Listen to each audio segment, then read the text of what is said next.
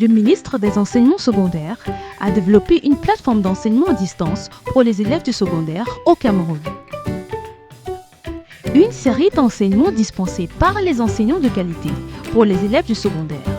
Apprendre n'a jamais été aussi simple avec l'enseignement à distance. Une initiative du ministère des Enseignements secondaires sous la supervision du professeur Nalova Lyonga en collaboration avec le ministère des Postes et Télécommunications, la CAMTEL, la CRTV et l'UNESCO. Nous introduisons l'enseignement à distance comme une autre méthode d'enseignement et d'apprentissage qui diffère du cadre de classe traditionnel auquel vous êtes habitué. Dans le mode d'enseignement à distance, vous n'êtes pas avec l'enseignant en personne, alors prenez votre temps, détendez-vous, écoutez l'enseignant, prenez des notes et visitez les liens suivants pour toute question ou réponse à vos préoccupations. Allez-y à votre rythme. La solution du Cameroun contre le Covid-19 et au-delà. Professeur Nalova Lyonga, ministre des Enseignements secondaires. Bienvenue à cette session de travail. Je suis le DG Kamnan Stéphane, enseignant d'informatique. Passons au devoir laissé lors de la précédente séance. Le devoir disait: Jean dispose d'un ordinateur et d'un téléphone multimédia. Celui-ci souhaite transférer vers son ordinateur les photos prises à l'aide de son téléphone multimédia via un câble. Pour cela, il établit une connexion entre l'ordinateur et son téléphone. Donnez le type de réseau établi par Jean. Donnez la distance maximale entre le téléphone et l'ordinateur de Jean. Jean souhaite à présent réaliser le transfert sans utiliser un support filière. Donnez le nom de ce type de réseau. Et enfin, quatrième question, citez deux avantages et deux inconvénients des réseaux informatiques. Donnons le type de réseau établi par Jean. Il est là, son téléphone portable et son ordinateur. C'est quel type de réseau? On l'a vu là, c'est un réseau PAN, Personal Area Network, un réseau PAN. Il a Jean établi. Quelle est la distance maximale entre le téléphone et l'ordinateur des gens qu'il faille établir pour que la connexion soit bonne? C'est une dizaine de mètres environ. On dit le temps, la distance de latence, c'est une dizaine de mètres environ, la portée. On appelle également ça la portée, c'est une dizaine de mètres environ. On dit, donnez le nom de ce type de réseau lorsqu'il veut faire le transfert sans fil. Si on supprime le fil, comment est-ce qu'on appellera ce réseau? On l'appellera une PAN, on l'appellera maintenant WPAN, mis pour Wireless Personal Area Network. Citons maintenant les avantages et les inconvénients. Comme avantage réseau informatique, nous avons la transmission et le partage des données. On peut transmettre les données et les partager, les fichiers, les messages et autres. Il y a le partage des équipements matériels. Vous pouvez partager, utiliser une seule imprimante dans tout un réseau. Tout le monde imprime sur cette imprimante à partir de sa machine. C'est ça qu'on appelle partage, le partage d'un équipement. Donc, partage d'imprimante. Vous pouvez faire de même pour le moderne ou bien pour le télécopier. Comme inconvénient, nous avons dit, nous avons l'atteinte à la vie privée. Votre vie n'est plus très privée. Lorsque votre réseau n'est pas bien protégé, on peut s'introduire dans votre vie privée et avoir à capter les informations pas très bien et puis les publier comme ça. Donc, c'est pas bon. Donc, c'est un inconvénient des réseaux informatiques. Il y a les virus qui peuvent attaquer votre système et nuire à votre système d'exploitation, ce qui va rendre votre machine instable. Nous avons la cybercriminalité. Ces criminels dans notre genre, ils peuvent s'introduire dans votre machine, ils récupèrent vos données bancaires et puis ils vont vider votre compte bancaire. Ce sont des criminels d'Internet qu'on appelle cybercriminels.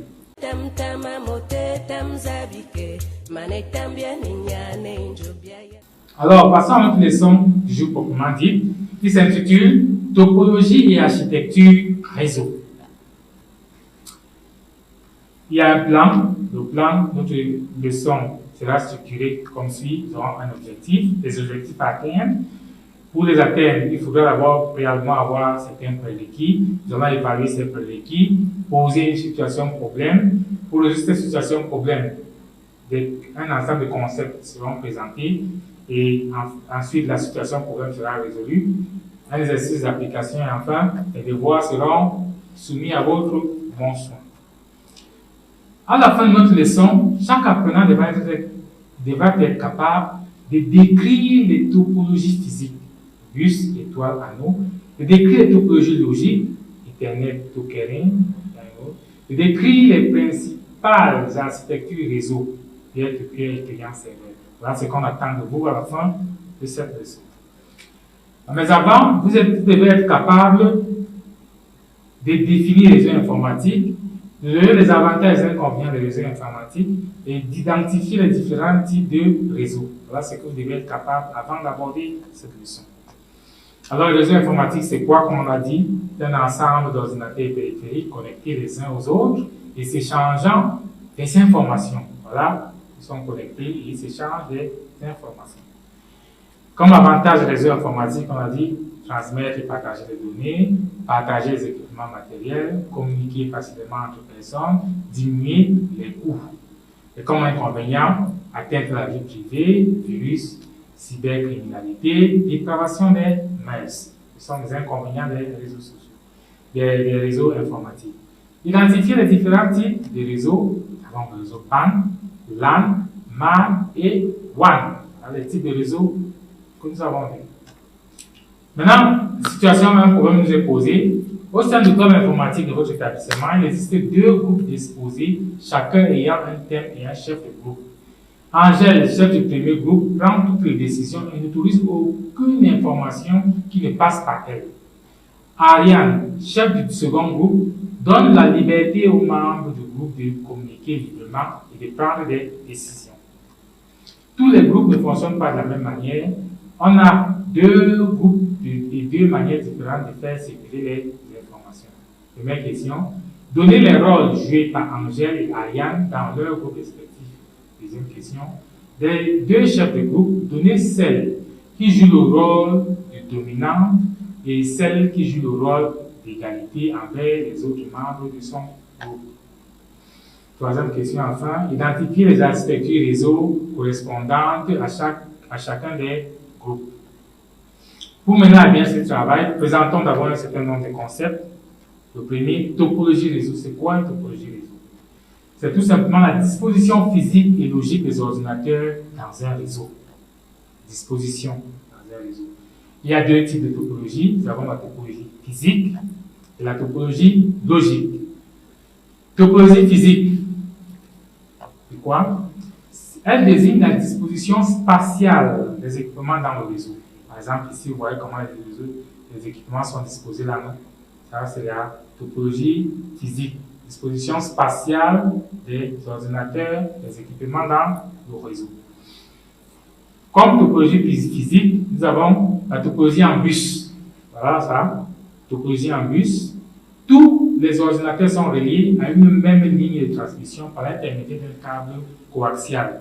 Ce que c'est que le câble coaxial. Nous voici le câble là. Voilà, on appelle aussi le bus. Donc tous les ordinateurs là sont reliés autour de ce bus. Et ici là, il y a une terminaison. Il y a deux terminaisons ici et ici pour bloquer, pour que les informations ne passent pas là-bas, ne passent pas également de l'autre côté. Ici c'est le raccordement, l'accordement, ainsi de suite. C'est ça une topologie en bus. Vous voyez, c'est comme un bus, comme une ligne droite. Les avantages. Ici, la communication est facile entre les ordinateurs. C'est une topologie qui est facile à mettre en œuvre. Le fonctionnement également est simple. Et comme inconvénient, le réseau est paralysé s'il y a rupture du câble. Imaginez un peu, ici, là, le câble se coupe ici. Vous voyez que les machines ne vont plus communiquer. Entre cette session et là-bas, il n'y aura plus de communication. Donc, si le câble est paralysé, si le câble est défectueux à un endroit, ça va paralyser le réseau. Les collisions sont fréquentes entre les données, c'est-à-dire celui-ci émet les données, celui-ci également émet les données, après les deux données partent, se rencontrent. On dit qu'il y a collision. Et quand elles se rencontrent, c'est détruisent. La performance diminue avec l'ajout des machines. Donc, plus on ajoute, plus il y a des machines, plus sa performance n'est pas bonne. Plus il y a un ralentissement du réseau, parce qu'il faut chercher qui ne met pas avant de mettre. Il faut vérifier ça sur plusieurs machines. Ouais. Et quand il y a trop de machines, il y a également fréquemment des collisions, ce qui réduit la performance du réseau. La deuxième type de topologie physique, la topologie en étoile. Ici, les ordinateurs sont reliés autour d'un nœud central, appelé concentrateur ou commutateur. Concentrateur ou hub, ou alors un commutateur ou switch. Vous voyez ici, voilà le nœud central là, le hub ou le switch, et les ordinateurs sont tout autour de lui. Vous voyez, ça forme une étoile, c'est comme une étoile. Vous voyez, ça forme une étoile, c'est ça qu'on appelle topologie en étoile.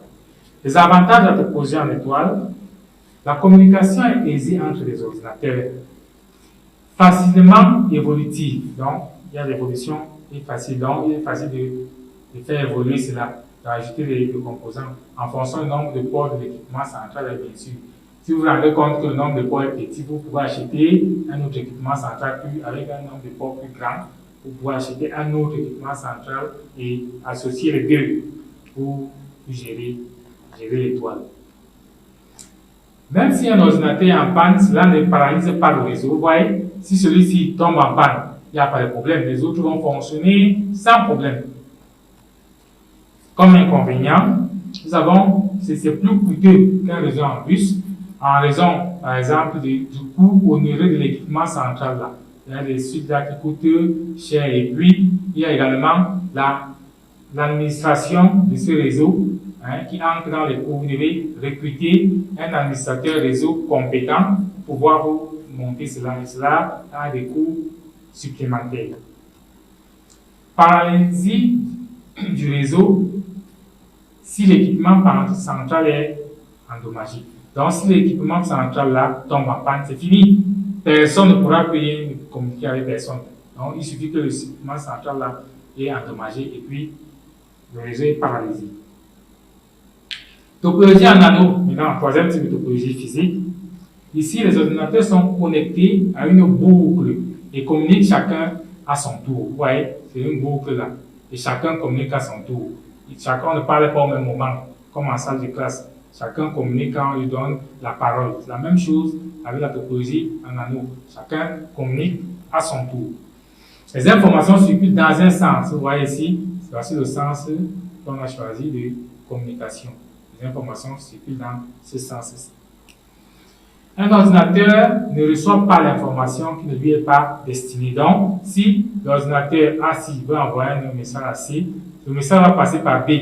B ne va vérifier le message, il constatera que le message ne lui est pas destiné. Il ne va pas lire, ne pourra pas lire le message. Il va retransmettre le message pour que ça parvienne à l'équipement qui se trouve de l'autre côté du nœud, c'est-à-dire C. Quand ça va arriver chez C, C va lire, il se rendre compte que le message lui est destiné. Il pourra donc lire ce message. Les avantages: le nombre de câbles est réduit par rapport à l'étoile. Vous voyez, c'est juste un anneau là. Il y a l'absence de collision parce qu'on ne parle pas au même moment.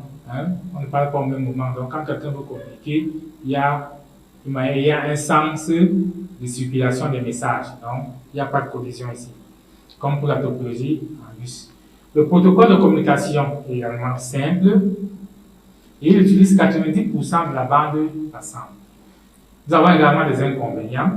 La panne d'un ordinateur paralyse le réseau. Vous voyez, si B tombe en panne et que A souhaite envoyer un message à C ici, vous voyez que le message doit passer impérativement par B. Alors le message va arriver à B, B lui ne sera pas là pour le transmettre ça à C.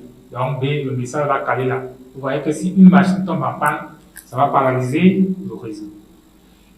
C'est difficile à mettre en œuvre. Donc il faut également trouver un administrateur réseau compétent pour le faire.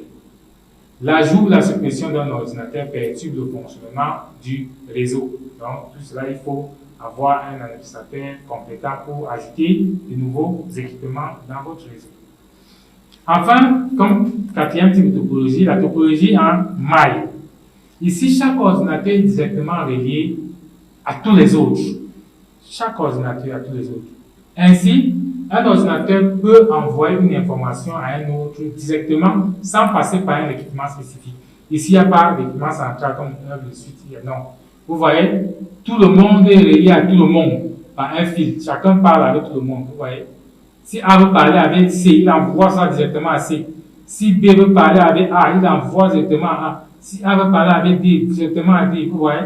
Vous voyez. Donc, chaque équipement est connecté à l'autre de façon directe.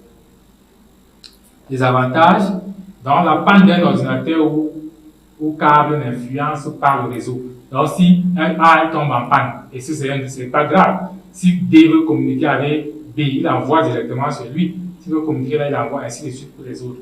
Donc, un ordinateur tombe en panne, ça n'influence rien sur les autres, sur le réseau. Chaque ordinateur communique directement avec l'ordinateur cible. Vous voyez, chaque ordinateur, chacun communique directement avec l'ordinateur cible. Donc, c'est ça, c'est un grand avantage. Comme inconvénient, il est coûteux. Vous voyez, il y a un ensemble de câbles là qu'il faut acheter. Il faut aussi acheter des cartes réseau spéciales là qui vont prendre plusieurs câbles et tout. Donc, c'est coûteux, c'est onéreux. Il est difficile également à mettre en œuvre. Il faut un administrateur réseau compétent pour pouvoir le faire. Et il y a un encombrement des câbles réseau. Donc, lorsque vous imaginez ça, c'est vrai que pour 4 machines, on va utiliser combien de câbles? Pour 1, 2, 3, 4, 5, 6, c'est 7 câbles. Rien que pour 4 machines, imaginez s'il y avait 10 machines. Les câbles devaient s'entrelacer partout, vous voyez. Donc, il y a un encombrement en termes de câbles réseau. Passons maintenant à la topologie logique. La topologie logique, nous avons la topologie Ethernet.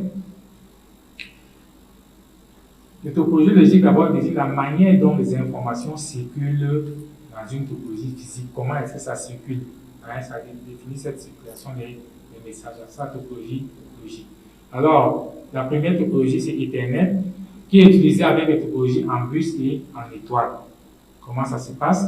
Lorsqu'un ordinateur veut émettre un message, il vérifie d'abord qu'aucun message ne circule sur le réseau.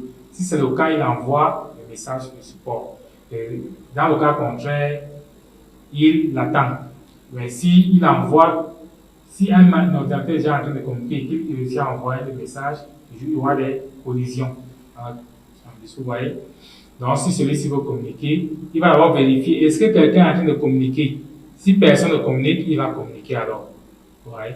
Mais s'il se rend compte que quelqu'un communique déjà, il attend qu'il finisse. Ça avec la topologie en bus. Topologie Ethernet.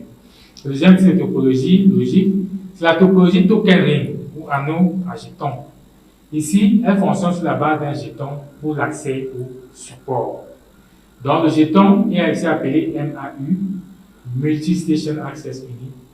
Il est utilisé comme point de connexion central pour tous les ordinateurs du réseau. Le jeton, c'est un peu comme le relais, ceux qui font la course au relais là, pour dire, dès que j'arrive sur toi, je te passe au relais, tu prends, tu passes au relais à l'autre. C'est un peu comme ça que le jeton fonctionne. Il est considéré un peu comme une sorte de relais.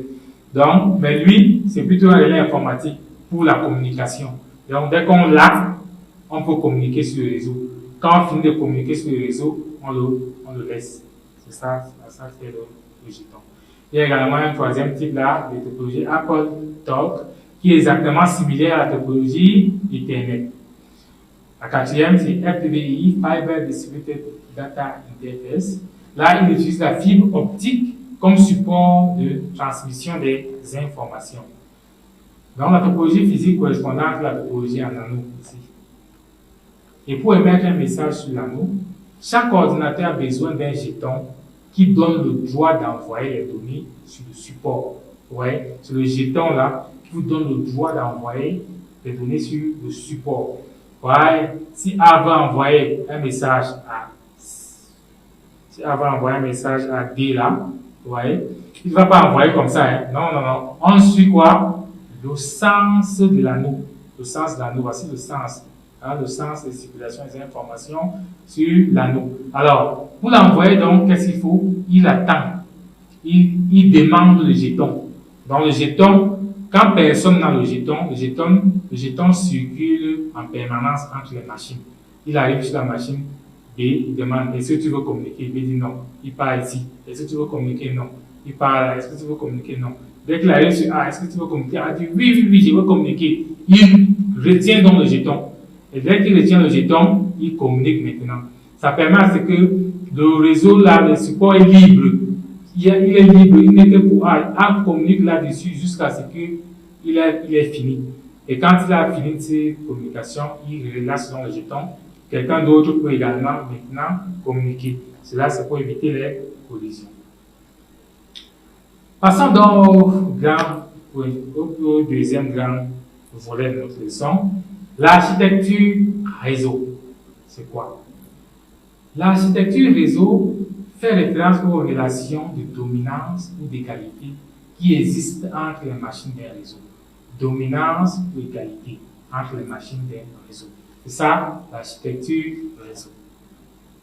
Il existe deux principaux types d'architecture, l'architecture client-serveur et l'architecture égal à égal, qu'on appelle également peer-to-peer, ou alors point à point. Vous voyez ça, c'est ce type d'architecture. Passons dans l'architecture client-serveur. C'est quoi l'architecture client-serveur? Ici, nous avons un ou plusieurs serveurs qui sont chargés de fournir les services et les ressources aux machines appelées clients. Ces services-là, ou les ressources, ça peut être un fichier, ça peut être un message, ainsi de suite. Les services, ça peut être un service d'impression, ça peut être ainsi de suite. Donc, le serveur est là, c'est un équipement, il est là, le serveur, et toutes les autres machines là sont des clients. C'est un peu comme dans un restaurant. Quand vous arrivez dans un restaurant, il y a un serveur. Il y a un serveur qui est là pour assurer les services. Quand vous avez besoin vous passez votre commande, il vient prendre votre commande et puis il vous dit si votre commande est disponible ou pas. Si elle est disponible, alors il vous la porte. Si elle n'est pas disponible, il va vous dire elle n'est pas disponible. C'est exactement comme ça que la structure client-serveur fonctionne. Il y a le serveur qui est là, qui possède les ressources et les services, et les autres ordinateurs qui sont les clients viennent émettre des requêtes pour avoir accès à ces services et à ces ressources-là. Le serveur, dès qu'il reçoit une requête d'un client, il vérifie est-ce qu'il peut répondre à cette requête. Si oui, il répond à la requête. Sinon, il informe le client que votre requête, je ne peux pas répondre à votre requête. Les avantages maintenant, les ressources sont centralisées au niveau du serveur. Vous avez bien un serveur central, là. Toutes les ressources sont là-bas. Donc vous êtes sûr de la bonne qualité de la ressource. Parce qu'il n'y aura pas d'autres ressources, de façon à ce que les ressources soient différentes. Vous voulez par exemple une communication, je ne sais pas, et puis il y a mille réponses différentes. Non. Avec ça, c'est centralisé au niveau du serveur. Ici, il y a plus de sécurité. Donc, c'est sécurisé parce que vous avez une seule unité à bien sécuriser, c'est le serveur. Vous sécurisez bien votre serveur. Or, si les réseaux étaient un peu partout, vous voyez, c'est difficile à contrôler, à sécuriser. C'est plus difficile. La disponibilité permanente des ressources. Donc, le serveur a ces ressources-là et il est toujours prêt à les donner aux clients, à les octroyer aux clients. Il y a également des inconvénients au niveau de cette architecture. Si le serveur est en panne, alors l'architecture devient non opérationnelle. Alors, c'est fini. Si le serveur est en panne, donc on ne pourra plus communiquer, on ne pourra plus avoir accès aux ressources, puisque celui qui donne ces ressources-là est en panne. Vous partez par exemple au restaurant, vous arrivez, le serveur est malade. Celui qui va vous servir, il est malade, il n'est même pas venu. Vous allez trouver la nourriture, vous allez prendre à manger. N'est-ce pas? Vous rentrez seulement. Ou alors vous cherchez un autre restaurant. Alors le coût de la mise en place est élevé parce que les serveurs coûtent cher. Les serveurs ont des applications qui sont également onéreuses pour leur fonctionnement. Et les serveurs sont administrés généralement par des administrateurs réseau qui font également payer. Voilà. L'administration est complexe. On a donc quelques inconvénients de l'architecture client-serveur. Passons à présent à l'architecture client-client, peer-to-peer ou point à point. Ici, chaque ordinateur peut être à la fois client ou serveur. Toutes les ressources peuvent être partagées et aucune machine n'est supérieure à l'autre. Ici, on dit vous êtes égal, vous êtes égaux, égal, égal. Vous voyez?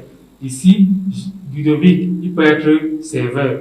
Si jamais Patrice lui demande des informations, il sert ces informations à Patrice. Dans ce cas, il devient serveur. Si par contre, il a besoin d'informations, il demande ces informations à Patrice, et Patrice a ces informations, il la lui sert. Dans ce cas, il devient maintenant le client et Patrice devient le serveur. C'est comme ça. C'est pour ça qu'on dit d'égal à égal. Donc, vous êtes égaux. Tu peux être client et tu peux être également serveur. C'est généralement utilisé quand vous faites des connexions en Bluetooth. Là, vous voulez partager des informations. Vous faites une connexion de point à point. Donc, tu peux avoir quelque chose, je te partage. Quand je te donne cette chose, je suis le serveur. Et quand tu me donnes quelque chose, également, moi, je suis le client. Ça, client et serveur au même moment. Alors, résolvons maintenant notre exercice qui a été porté à notre intention. Au sein du club informatique de votre établissement, il existe 10 groupes d'exposés, chacun ayant un thème et un chef de groupe. Angèle, chef du premier groupe, prend toutes les décisions et n'autorise aucune information qui ne passe par elle. Aucune information. Ariane, chef du second groupe, donne la liberté aux membres du groupe de communiquer librement et de prendre des décisions. Voilà. Tous les groupes ne fonctionnent pas de la même manière. On a deux groupes et deux manières différentes de faire circuler les informations. Donner le rôle joué par Angèle et Ariane dans leur groupe respectif. Les deux chefs de groupe donner celle qui joue le rôle des dominants et celle qui joue le rôle d'égalité envers les autres membres de son groupe.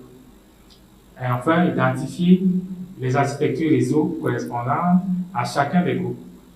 La première question, donnant le rôle joué par Angèle et Ariane. Alors, rôle de serveur. Là, elle joue un rôle de serveur. Elle serve les données. Ariane, elle l'attend. Toutes les informations passent par elle. Donc, avant qu'elle ne serve aux autres. Or, Ariane, elle donne les informations qu'elle a. Si quelqu'un veut également d'autres informations à passer, il passe directement à la personne sans plus passer à elle. Donc, les deux sont des serveurs. Les deux chefs de groupe, question 2 à présent, les deux chefs de groupe, des deux chefs de groupe, donner celle qui joue le rôle de dominant et celle qui joue le rôle d'égalité envers les autres membres de son groupe. Ariane joue le rôle d'égalité et Angèle joue le rôle dominant. Angèle est dominante parce qu'elle veut que tout passe par elle.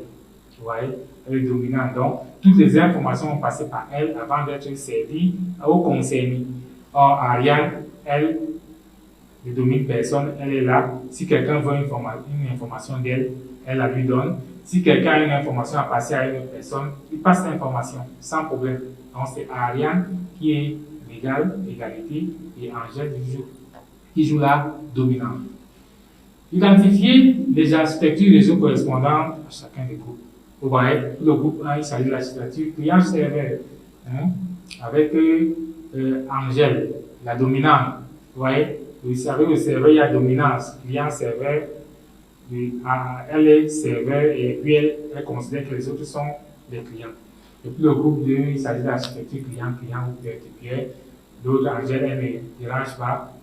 Quand quelqu'un veut, la personne devient client, oui, elle lui donne.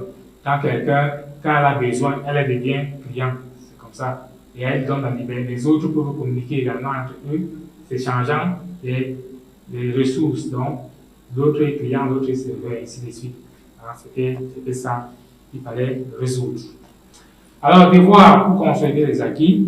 Vous êtes en stage dans une entreprise de la place, votre encadreur vous présente le schéma réseau ci-dessous et souhaite en savoir davantage. Définir une topologie réseau, donner la topologie physique correspondante à ce réseau, donner un avantage et un inconvénient de cette topologie, donner l'architecture réseau correspondante dans le cas où tous les ordinateurs de ce réseau pourraient envoyer et recevoir chacun une information. Bon, nous arrivons donc au terme de notre séance. Nous avons utilisé le livre informatique au Cameroun de la classe terminale CD, NMI Education, le livre BIC informatique de la classe terminale CD, les grands profs informatiques, l'info, Terminal CD. Nous avons consulté les sites internet informatiques, info.com pour les recherches. Et pour les recherches également, nous avons visité le site google.fr pour les recherches. Alors, la prochaine leçon portera sur les supports de transmission et équipements réseau.